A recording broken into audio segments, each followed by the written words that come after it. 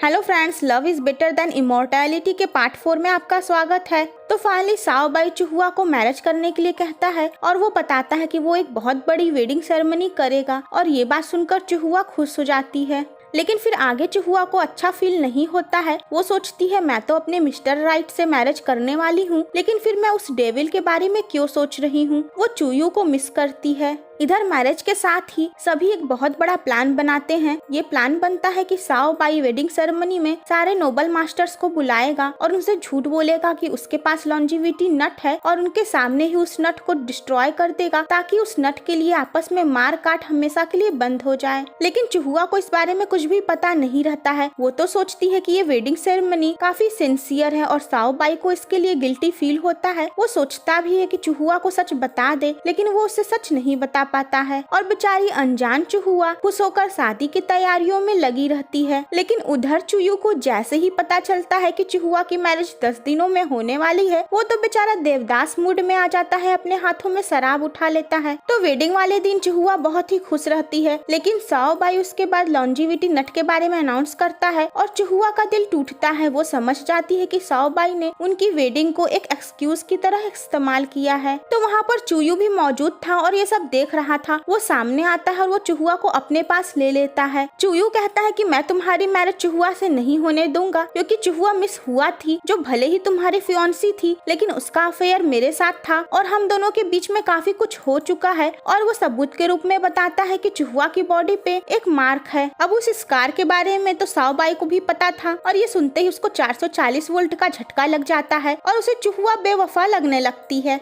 चुहुआ कहती है ऐसा नहीं है। चुयू उसको वहाँ से ले जाते हुए कहता है कि तुम रखो अपना लॉन्जिविटी नट और मैं अपनी चुहुआ को यहाँ से लेकर जा रहा हूँ। अब साओ बाई का दिल टूट गया तो अब उसे प्लान भी फॉलो नहीं करना है। वो सारे मास्टर्स को वहाँ से भगा देता है और उसके बाद चुहुआ के वेडिंग दुपट्टे को अपनी तलवार से तार तार कर देता है। इधर चुहुआ दुखी होकर चुयू से कहती है कि तुमने सबके सामने मेरी इंसल्ट की है। चुयू उसे समझाने की कोशिश करता है कि साओ बाई उसके लिए सही नहीं है। आगे वो कहता है कि तुम्हें मुझसे बेहतर कोई नहीं मिल सकता है, लेकिन चुहुआ उससे नाराज ही रहती है और चुयू इस बात से काफी ज्यादा हर्ट होता है। आखिरकार साओ बाई खुद को संभालने के बाद फेंग से बात करता है और कहता है उसे लॉन्जिविटी नट का मैटर संभालना चाहिए। तो फेंग उससे कहता है कि उसे चुहुआ के बारे में भी सोचना चाहिए। फिर आगे साय साय भी उससे बात करती और पूछती है कि क्या तुम्हें चुहुआ पे यकीन है। वो भी उसे समझाती है कि प्यार भी लाइफ में काफी इम्पोर्टेंट होता है। वो उससे अपने प्यार का इजहार करती है और साथ ही ये भी कहती है कि साओ बाई को जाकर चुहुआ को बचाना चाहिए। इधर चुहुआ को साओ बाई का एक सीक्रेट मैसेज मिलता है जिसे वो एक स्पाई के जरिए भिजवाया रहता है। चुहुआ उस मैसेज को पाकर काफी ज्यादा खुश होती है और जब वहाँ चुयू आता है तो वो उससे उसे छुपाती है। चुहुआ को चुयू से ये बात पता चल जाती है कि साओ बाई के पास कभी लॉन्जिविटी नट था ही नहीं। वो केवल एक ड्रामा क्रिएट कर रहा था उस मामले को सुलझाने के लिए। चुहुआ उससे कहती है कि भले ही तुम मिस हुआ से प्यार करते थे, लेकिन मैं मिस हुआ नहीं, अब मैं चुहुआ हूँ। तो चुयू उससे ये बात क्लियर करता है कि भले ही वो साओ बाई की फियांसी थी, लेकिन वो मेरे चक्कर में मुझे लाइक करती थी इसलिए भागकर यहाँ आ गई थी, लेकिन मैं उसे लाइक नहीं करता था और वो स्कार तो मैंने एक्सीडेंटली उसकी बॉडी पर देख लिया था।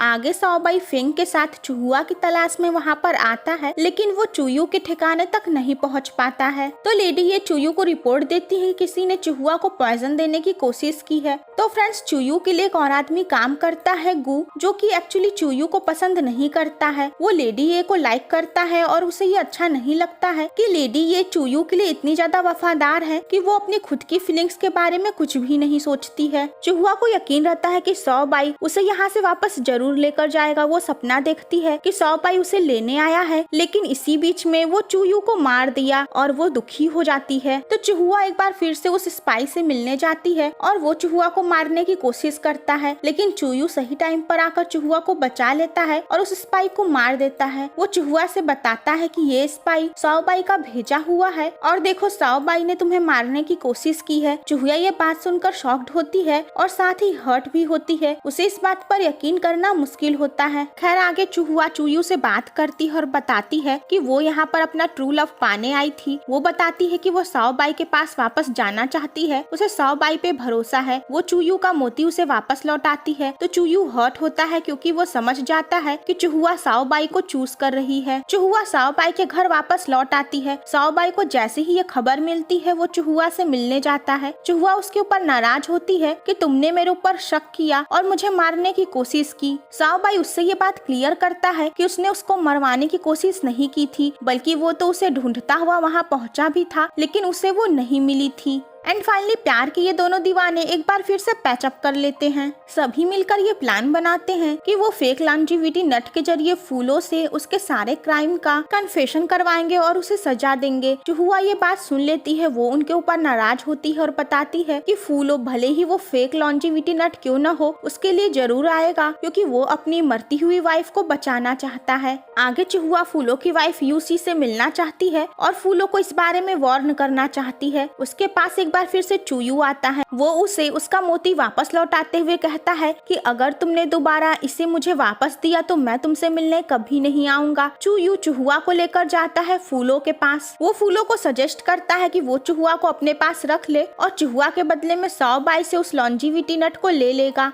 चुहुआ फूलों की वाइफ यूसी से मिलकर खुश होती है। वो सोचती है कि यूसी और फूलों के बीच में इतना ज्यादा प्यार है कि फूलो उसके लिए कुछ भी करने के लिए तैयार है। वो सोचती है कि काश साओबाई और उसके बीच में भी ऐसा ही प्यार रहता।